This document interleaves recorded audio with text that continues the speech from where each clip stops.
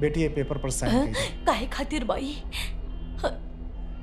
वो सुमन के वेंटिलेटर पे शिफ्ट कइल जा रहल बा। अरे ना, आज हमार पोती के 10वां सालगिरह बा। हे भगवान, हे भगवान। एकर मतलब है जब भी बच्चा 10 साल के होगी ओकर पिता के जान के खतरा बा। बच्चा के पिता मर सकेले, ओकर पिता के मौत निश्चित था।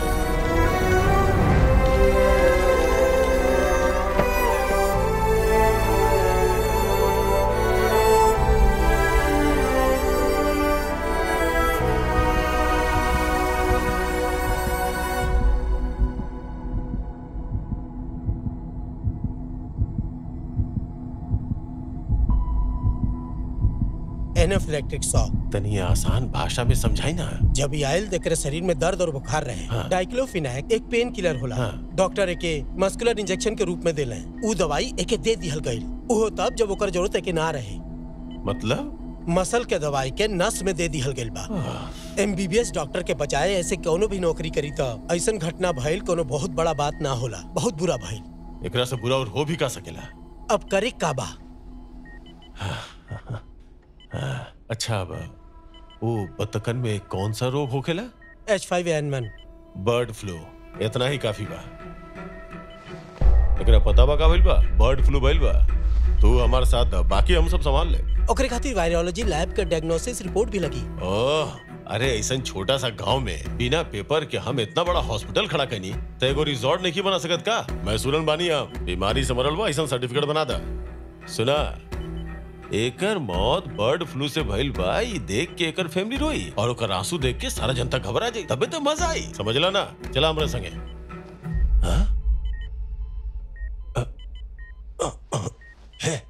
अरे होता वैसे भी बेहोश बा। हे भगवान, ना तो एकर बॉडी में भी पॉइजन डाले के पड़ा ताकि एकर आवाज हमेशा खातिर दबावल जा सके। चला हमरा संगे।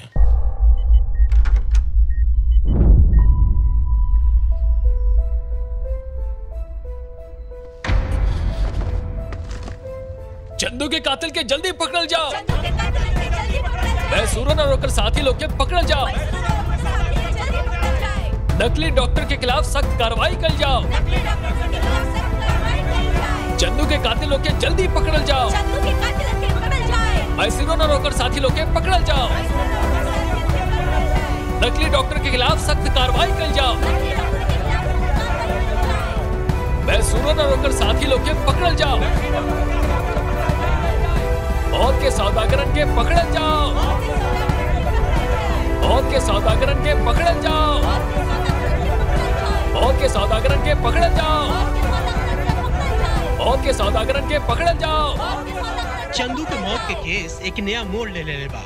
सुमन जौने कृषि अधिकारी बाड़े, उनकर अनोखा हड़ताल और उनकर दृढ़ निश्चय पूरा केस के एक मोड़ दे देले बा। ऐसा कहल जात बा कि जॉर्ज थॉमस के बयान से ही केस के इन्वेस्टिगेशन शुरू भइल रहे। पुलिस के कई पुख्ता सबूत भी मिलल बा। चंदू के मौत बर्ड फ्लू से भइल रहे, ऐसा पहले कहल जात रहे। कृषि अधिकारी के हड़ताल के बाद ही सामने आयल बा कि चंदू के मौत हॉस्पिटल के लापरवाही के वजह से भइल रहे। जांच अधिकारी बतौले बाड़े कि मैसूरन एक राजनेता हवे और उनकर कुछ साथी चंदू के मौत के जिम्मेदार बाड़े। हम आपके इहो बतावल चाहतानी कि जॉर्ज थॉमस के साथ सुमन अभी पुलिस स्टेशन पहुंच चुकल बाड़े। सुमन ई बात के रिमांड के लिए बाड़े कि इंटेरोगेशन फिर से शुरू कल जाओ और अपराधियों के सजा दिहल जाओ। आई केस के बारे में और जानकारी हमने लिहल जाओ।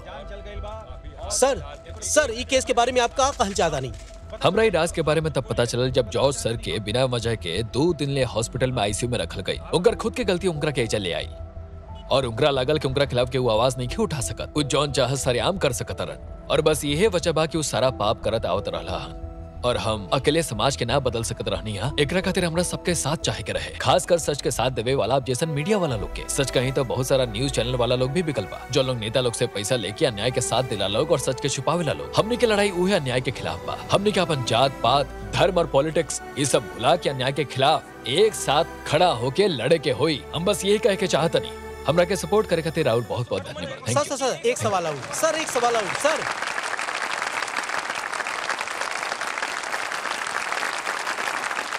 आदरणीय हमनी के शिक्षा मंत्री जॉर्ज वर्गीस और मंच पर उपस्थित सभे मान्यवर अतिथिगण, उपस्थित पेरेंट्स, टीचर्स और प्यारा स्टूडेंट्स, रवा लोग हमके एजा विशेष अतिथि के रूप में बुलवनी। आज हमरा खातिर सबसे खुशी के दिन है। ओकर कारण ई है कि कितना लोग जाने ले कि आज हमार दूसर जन्म भइल बा और हम जे कुछ समय पहले मरे वाला रही आज रउआ सबके सामने जिंदा खड़ल बानी। ओकर कारण है ई छोट से बच्ची जौन हमनी के बीच बैठल बाड़ी। रउआ जाना तानी ओकर नाम भी बहुत इंटरेस्टिंग बा, इंडिया। ओकर जिए के तरीका अलग ही है। सर, ये ऐसन लड़की बाड़ी जो 9 साल तक स्कूल में पढ़ाई न कैली, बाकी वो एंट्रेंस एग्जाम दे के हायर क्लास में एडमिशन ले ली। हम ये अवसर पर इंडिया के मंच पे बुलावे चाहतानी। आवा बेटा, स्टेज पर आवा। जा बेटा।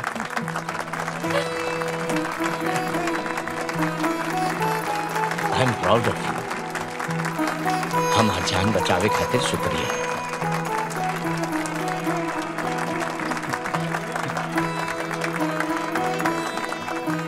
हम वो इंसान बानी जेकरा दोबारा जिंदगी मिलल।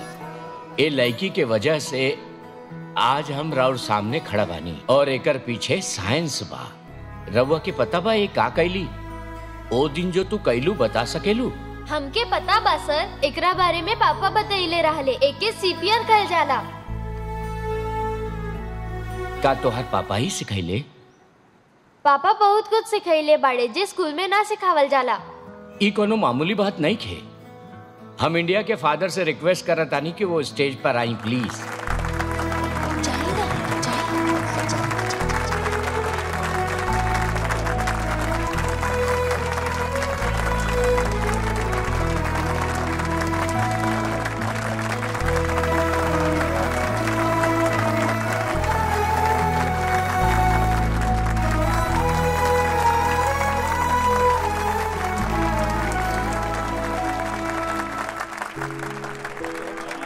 सर, हम सोमन के पहले से जाने नहीं। ये हमेशा सोशल एक्टिविटीज में इन्वॉल्व रहेले। इनकर गांव वाला लोग इनकर हड़ताल के बारे में हमरा से ज्यादा जाने ले। सोमन, इंडिया के बारे में बतावा, आपन बारे में और आपन विचार के बारे में भी बतावा।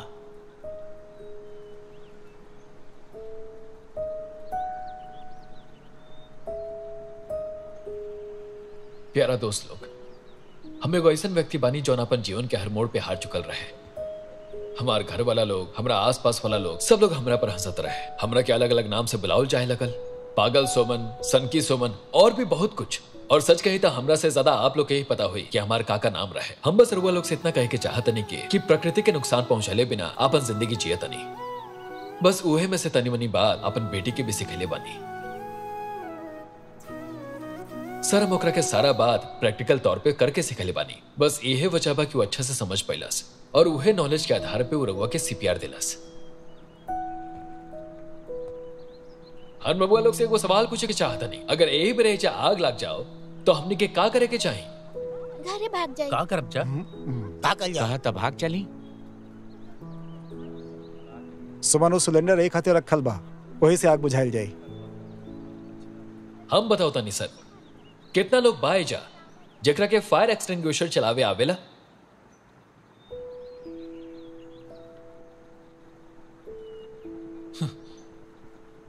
ई बा हमने के सर कंडीशन।